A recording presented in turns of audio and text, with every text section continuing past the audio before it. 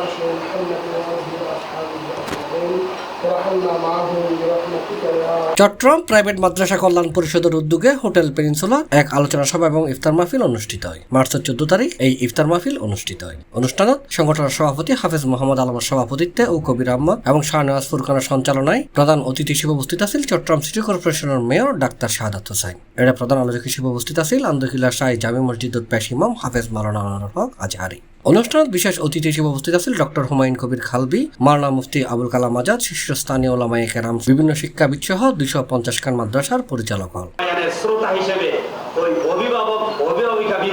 এ সময় তারা আরো উপস্থিত আছেন সংগঠনের সভাপতি হাফেজ মোহাম্মদ আলম, সহ সভাপতি হাফেজ মাওলানা মুফতি মাসুদুর রহমান, যুগ্ম সাধারণ সম্পাদক মাওলানা কবির আহমদ, সাংগঠনিক সম্পাদক হাফেজ মাওলানা মুফতি আনিসুর রহমান মিনহাজ, অর্থ সম্পাদক হাফেজ মাওলানা কাউসার, হাফেজ মাওলানা আব্দুল হামিদ, হাফেজ মাওলানা মোজাম্মেল হক সহ আরো অনেকেই।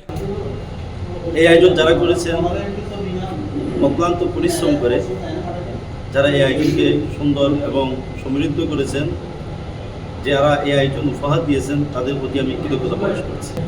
ইফতার মাহফিল আলহামদুলিল্লাহ সুশৃঙ্খলভাবে সুন্দরভাবে আমরা সমাপ্ত করলাম।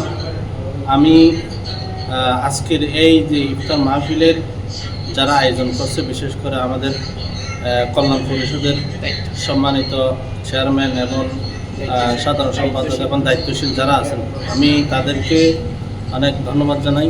চট্টগ্রামের হোটেল পেনিনসুলাতে আমাদের ইফতার মাহফিলে প্রায় 150 শতাধিক পরিচালকগণ আমাদের মধ্যে উপস্থিত ছিলেন। চট্টগ্রাম প্রাইভেট মাদ্রাসা কল্যাণের উদ্দেশ্য নিয়ে আলোচনা হয়েছে, লক্ষ্য নিয়ে আলোচনা হয়েছে। আমাদের কথা স্পষ্ট, চট্টগ্রাম মহানগরের ভিতর যে সমস্ত প্রাইভেট মাদ্রাসাগুলি রয়েছে, প্রত্যেকটা মাদ্রাসা আমাদের, প্রত্যেকটা প্রিন্সিপাল আমরা এক পরিবারেরই একমাত্র দায়িত্বশীল।